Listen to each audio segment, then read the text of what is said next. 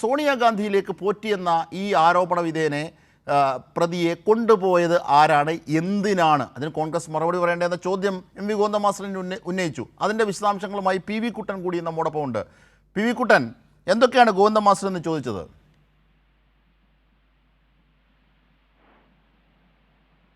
അജിംഷദെ, വളരെ വ്യക്തമായ ചോദ്യങ്ങളാണ് ഇതുമായി ബന്ധപ്പെട്ട് എം വി ഗോവിന്ദൻ മാസ്റ്റർ ഇന്ന് ഉന്നയിച്ചിരിക്കുന്നത്. ഈ സ്വർണ്ണപ്പാളി വിഷയവുമായി ബന്ധപ്പെട്ട് SITയുടെ അന്വേഷണം ഫലപ്രദമായി മുന്നോട്ട് പോവുകയാണ്. ഹൈക്കോടതിയുടെ മേൽനോട്ടത്തിലാണ് ഈ അന്വേഷണം നടക്കുന്നത്. പക്ഷേ UDF നേതാക്കളിലേക്ക് ഇപ്പോൾ കാര്യങ്ങൾ എത്തിക്കൊണ്ടിരിക്കുകയാണ്.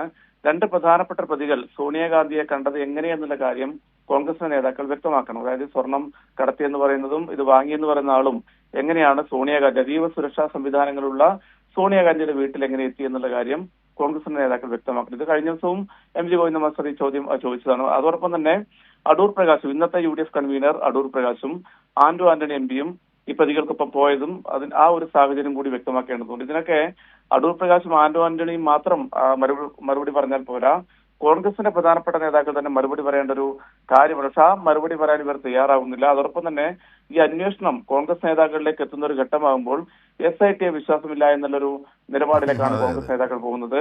കേന്ദ്ര ഏജൻസികളുടെ അന്വേഷണം വേണമെന്നൊക്കെ പറയുന്നു. പക്ഷേ ഇത്തരത്തിലൊരു അന്വേഷണം വേണമോ എന്നുള്ള കാര്യം ഉൾപ്പെടെ തീരുമാനിക്കേണ്ടത് ഹൈക്കോടതിയാണെന്നും എം വി ഗോവിന്ദൻ മാസ്റ്റർ ഇന്ന് കോഴിക്കോട്ട് മാധ്യമങ്ങളെ കണ്ടപ്പോഴാണ് ഇക്കാര്യങ്ങളൊക്കെ വ്യക്തമാക്കേണ്ടത്. തീർച്ചയായും അതിനകത്ത് ഗോവിന്ദൻ മാസ്റ്റർ എണ്ണി പറയുന്ന ചില കാര്യങ്ങളുണ്ട്. കാരണം ഇതിനകത്ത് ഒരു കല്ലോ നെല്ലോ ഫുൾ സ്റ്റോപ്പോ പാർട്ടി CPIM അവരുടെ പാർട്ടി ഇടാൻ ഉദ്ദേശിക്കുന്നില്ല, തുടക്കം മുതൽ തന്നെ. ഇപ്പോഴും അതെ. ഇപ്പോൾ ഈ അടൂർ പ്രകാശിനെതിരെ അടക്കമുള്ളവർക്കെതിരെ ആരോപണം വരുമ്പോൾ അതിൻ്റെ സത്യാവസ്ഥ തെളിയട്ടെ എന്ന തുറന്ന സമീപനമാണ്.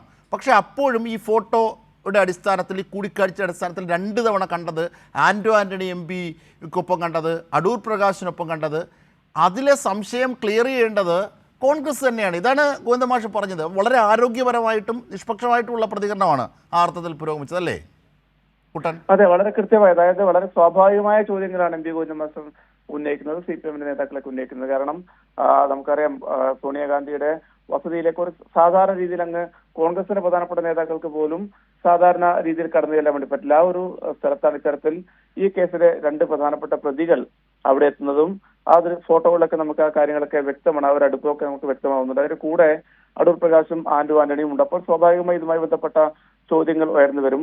അതിന്റെ ഭാഗമായിട്ടാണ് ഇപ്പോൾ അടൂർ പ്രകാശിനെ ചോദ്യം ചെയ്യുന്ന ഒരു ഘട്ടത്തിലേക്കൊക്കെ എത്തുന്നത്. അപ്പൊ SITയുടെ അന്വേഷണം ഇത്തരത്തിൽ UDFന്റെ നേതാക്കളിലേക്ക് എത്തുന്നു.